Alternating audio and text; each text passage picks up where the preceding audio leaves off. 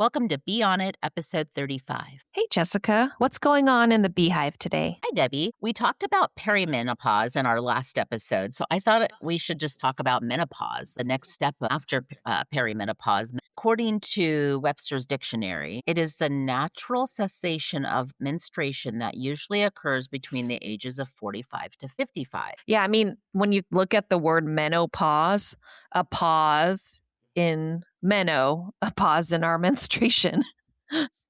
And it comes with Right. changes. It has side effects. Yeah. And of course, there's going to be different circumstances where people may go into menopause earlier, which is a whole other set of complications when you go into menopause early. If you have a hysterectomy or if you're immune compromised, cancers, all those sorts of things, you could be put into menopause sooner. So those come with complications as well.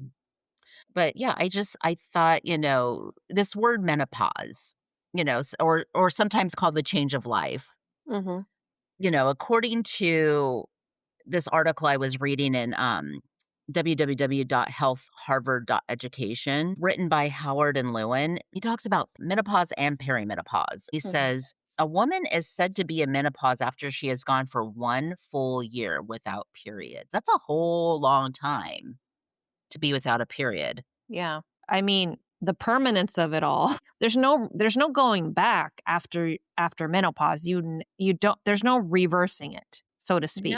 No, it's permanent. For me, I don't know how I'm going to feel when that happens because I think there's this finality that you can't bear children anymore. I don't know. Will I be happy? I mean, part of me will be happy, but part of me will be kind of sad because that chapter of my life is over. Yeah. How do you think you're going to feel? Well, I mean, I have been feeling a little bit melancholy about the whole thing because I'm in perimenopause right now, and it just makes me realize that the body does things slowly under normal conditions, and I think about the body. The body's currency is like time and process. I feel like menopause is a process too because it comes with all these symptoms. I anticipate that it's going to happen in the next, within the next 10 years. I think I just need to be mentally ready for it when these sort of bodily changes occur. I agree with you. And it's funny because it kind of sneaks up on you. It's never all at once. It's just little things you start to notice. And it does give you a chance to deal with it slowly but surely. I'm starting to notice even more changes at 50 than at 30 to 45. Symptoms of menopause are very similar to perimenopause. Some women don't even have symptoms during menopause or only have a few symptoms. Others develop disturbing and more severe symptoms. And studies of women around the world suggest that differences in lifestyle and diet and activity may play a role in the severity and the type of symptoms that women have. The key thing that we've learned throughout life is diet and lifestyle is so important to your health. And I wanted to highlight some of the symptoms during menopause. We've talked about it in the perimenopause episode, but there are very similar things that happen. Cognitive changes, mood disturbances. Yeah. I just remember feeling really down. And what happens is our estrogen levels drop. I think it's worth taking a good multivitamin, making sure that, when you go to the doctor, you're talking about what's going on with your body because they're able to run tests to see if you're deficient in things like vitamin D. When you live in the Pacific Northwest, most certainly vitamin D is key. Yeah, I'm always low We on don't get vitamin enough D. sun and Yeah. enough sun is what, is a part of treatment of perimenopause and menopause. And your mood, urinary urgency. I've noticed that 3 a.m. wake up call, you have to go to the bathroom if you drink too much water after a certain time. Oh, yeah, that happens. Hot flashes.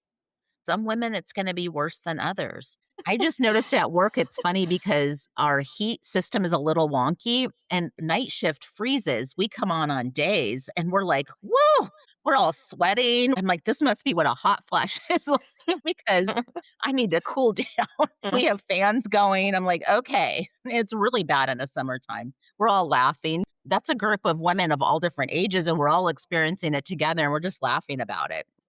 So they say to layer up when you're having hot flashes. That way you can take some layers off. And if you get cold, you can add more layers. So that's always a good thing to keep in mind.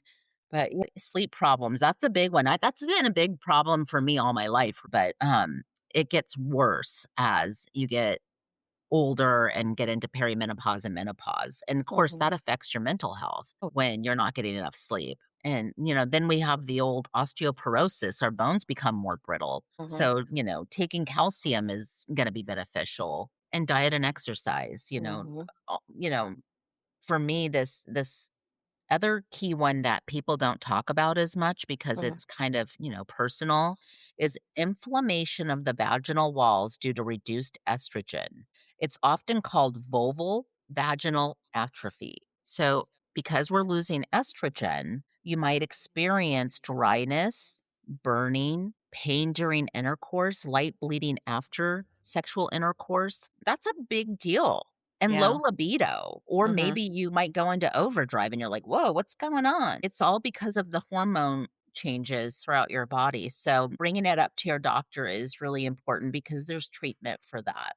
I want to really emphasize lifestyle can really affect how severe your symptoms of menopause can be.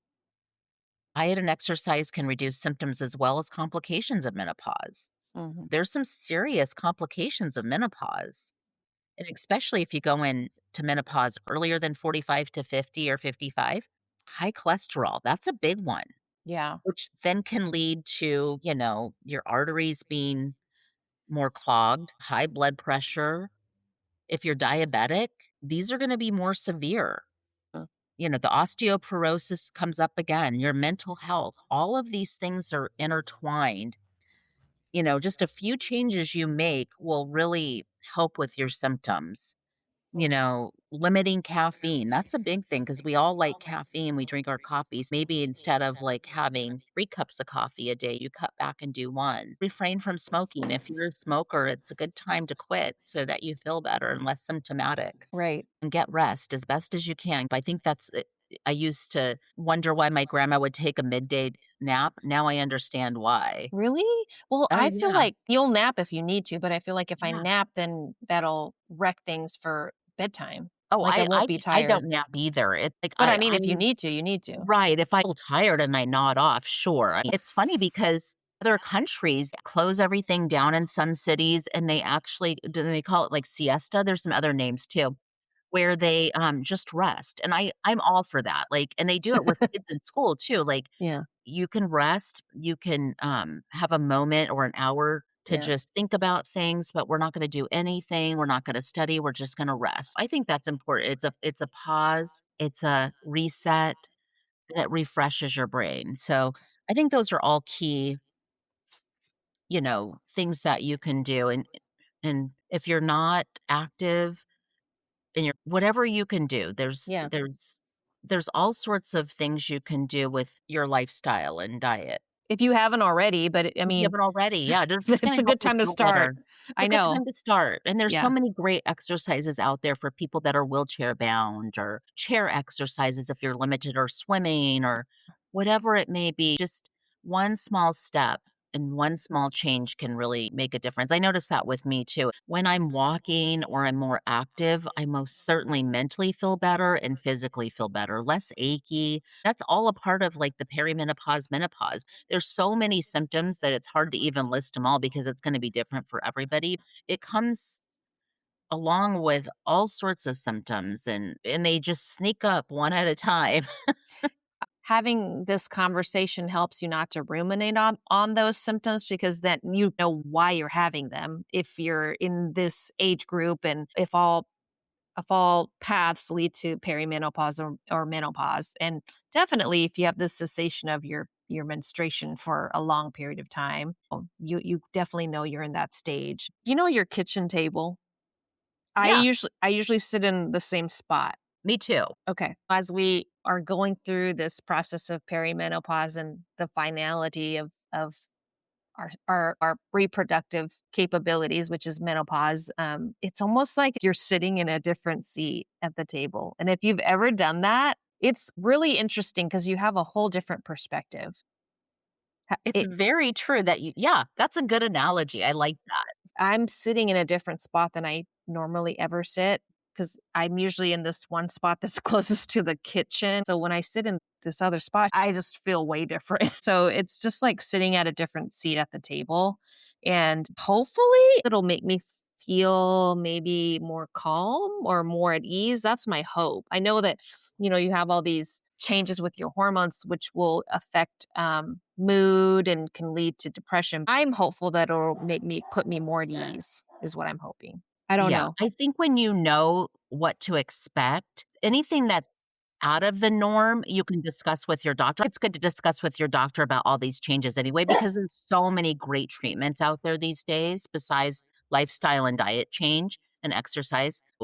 And we'll talk about that in our next episode too, because I think it's worth talking about. What do you do? I like to think of it as like when we're younger, we're this like rosebud.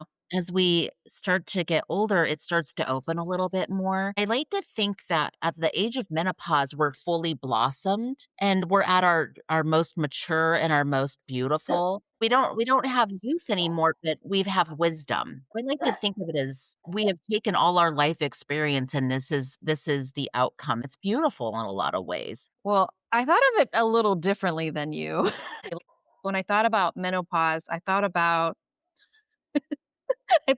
the flower um after the petals have fallen off and it's dried up. Okay. Because after a flower blooms, it's dry. It's not Yeah. as moist. The petals could have all fallen off, or there might be just one or two left and they're kind of crispy. Yeah. But what's left is the core. The core is still there. The core is kind of hidden because you're kind of just enamored by the leaves and the petals. What is within the core are seeds for next year's Right. season of life. And so what I thought about was like, okay, the legacy building, Right. you know? Right. It's a next chapter in your life. Usually your kids are grown. They might start to have kids.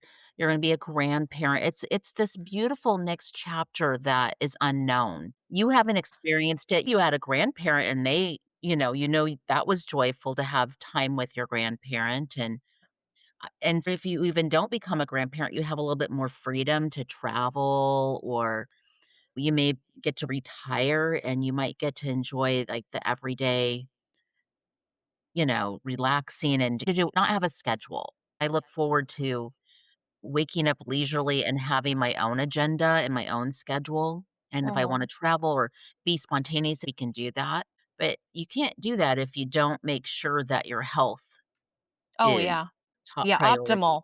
Yeah, you wanna Right. be in the optimal condition. Right. And so Um, I keep coming back to that because more of a message for myself that yeah, same if here. you want to feel less symptomatic and stronger, Mhm. make sure that what you eat and your lifestyle is aligned so that Mhm. you feel your best self. When you have all of that in place, you just feel good mentally. And to go along with what you said, you can save the core and save those seeds for next year's plantings, or you can discard them. I feel like it's at the age where you're kind of investing in other people too, investing Yeah. in the up and coming generation and passing all of that goodness along, like wisdom, experience, encouragement. I hope that's where I'll be and not be in a stage of like having a midlife crisis. So I think we all have it to a certain degrees. I think you go through it. Another thing that came to mind was growing old gracefully, Yes. because we hear that a lot, We right? hear it. That's a very common terminology. I think that it's that phase of life where hopefully, because the word permanence really is highlighted in this process of menopause. But along with that, I mean, hopefully you have some stability and endurance and continuity. Those are the things that you can take advantage of. And here's another thing too, that when we're going through physical changes that are painful and uncomfortable, surely we can complain about it. And I complain about certain things that I'm going through physically because it's painful and uncomfortable and I want it to just go away. But I think another thing that we need to realize is that when you're dealing with a pain point or multiple things going on at the same time, it's a good thing to like first of all just accept and embrace it. And the second thing is to take care of it. Like if something's painful, take care of it. Like if I have a cut on my foot, I could just be annoyed with it, or I can get a nice band-aid and put some Neosporin on it and take care of my wound. Right. You can't ignore symptoms because they just become worse. You have to address it. We can't go through life ignoring every little thing because that just gets us nowhere. It's good to face it and know what you're working with and ask for help when you need to ask for help. There's so much great support out there too.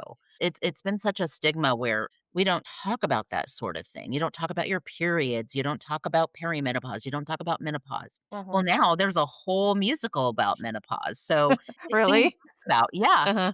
It's called Menopause-the Musical, and Oh, so okay. yeah, and It's it's about pretty these obvious. women yeah, it's about Yeah. these women that meet at a lingerie store, I think is what it is. They, like, have you're having all these, like, hot flashes and symptoms, and it's a comedy.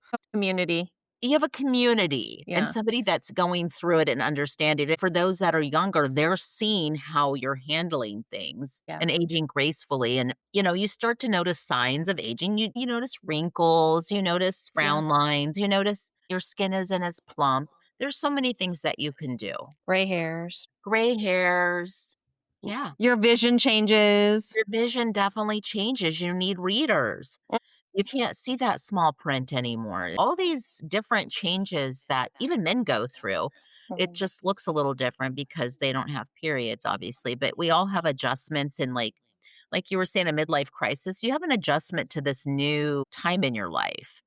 It's new, it's a process, and you get through it. And, how are you gonna come out the other end is another thing. Right. You can come out the other end in a positive way. While I was doing research, I'll use this other term that I saw online. We'll talk about next episode is the Meno plan. Oh, okay. I like that. Let's come up with a Meno plan. The minnow plan, okay. I love it.